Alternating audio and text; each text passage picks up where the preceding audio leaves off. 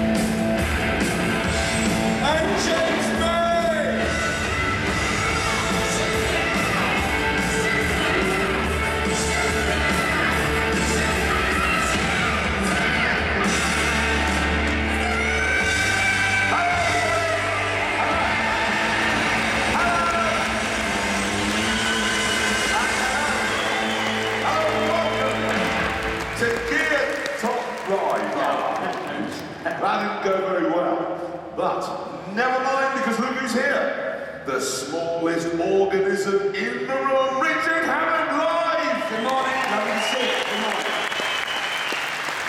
And all the way from 1956, made from wood, and brought to you in black and white. He's live, it's James May! Thank you so very much. And finally, ladies and gentlemen, live is too big a word for what you see before you, but he is present, it's Jeremy Clarkson! Thank you very much, thank you, and welcome to Top Gear Live. And what a tour this is. We started in Greece, now it's Ireland, next we go to Portugal, and then Spain. We're calling it the not-for-profit tour. Really hoping to make any money at all out of this one. Can I just say, we really don't understand this whole financial crisis thing, because we're told, oh, it's all disastrous here and everything else. And yet, we discovered your government recently spent 65 million euros on a fleet of speed caravans. No, it's worse than that, because not only that, you know what? Somebody set one of them on fire. You know, there's this talk at the moment about various Irish people who might come to the UK to get some work. Can we have the guy that did that? Yeah. That's what we really want in the UK. Yeah, we also need to make an apology, ladies and gentlemen, because normally, of course, at this time of year, Top Gear would be on your television screens, but it's not. It's not on until Christmas. No, and there's a very good reason for that. We simply couldn't be bothered.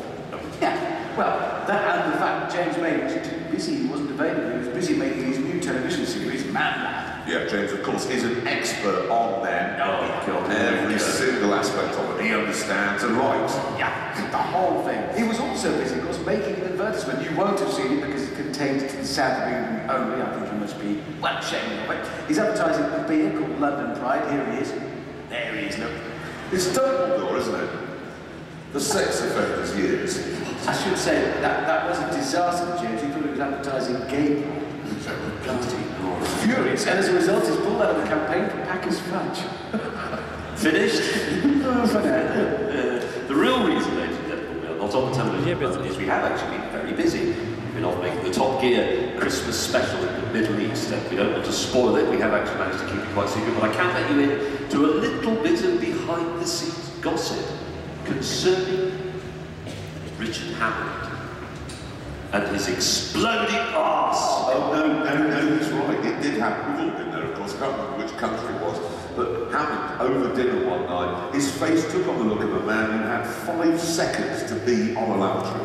Now, that would have been fine had he been staying in room 304, but sadly, he was in room 306. So he only made it as far as the door before what can only be described as a brown Niagara float out of the back of it.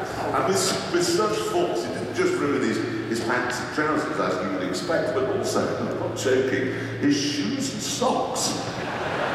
That's quite a big eruption. Actually, it got worse, because after it finished, right, okay, well, I'll go into my room now and sort myself out. I was about to open the door and step in, and I felt another bad coming on. And I thought, well, there's no point going in my room and ruining that, so I'll just stand there in the corridor and finish the job off. There were the people walking past him, and you're Irish. Yeah, just taking it up. Actually, you didn't get away with this entirely.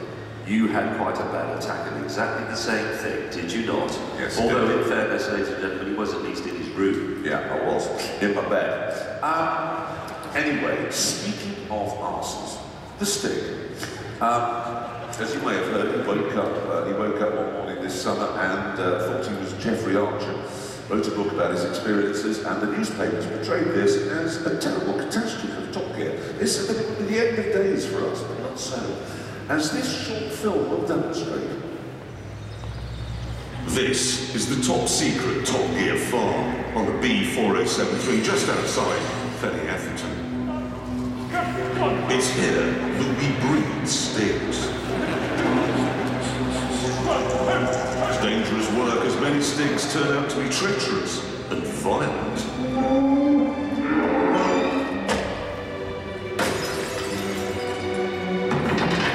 Others grow up to be completely useless. Look at this one, no idea at all. Occasionally, though, one does show promise. We certainly had high hopes for this particular example, but he didn't work either.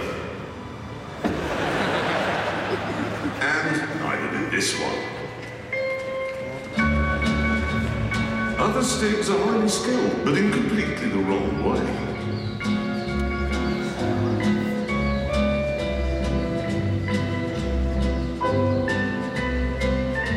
Hysterically, some Stings think they can write books, but that's never a good idea.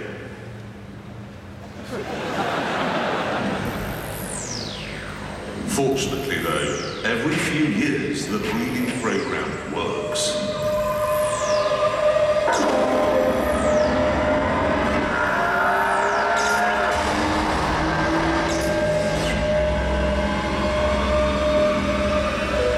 So welcome everyone to Top Gear's new Sting.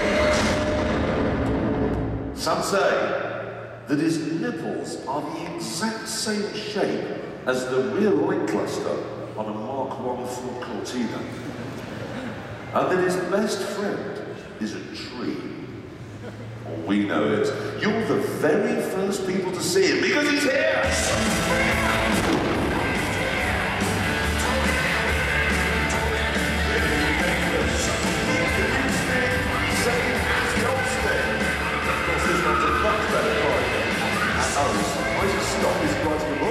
Well, no, to be fair, he's fresh in from the field. This is a bit of a surprise for him. He's shocked.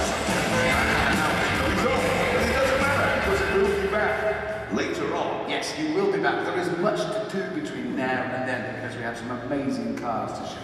Some incredible stunts. Later on, we will be setting fire to some bunkers. Yeah! Imagine that. Let's go to what? No, we're not.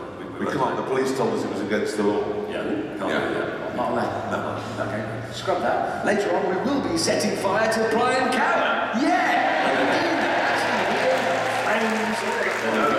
They couldn't do that either. No.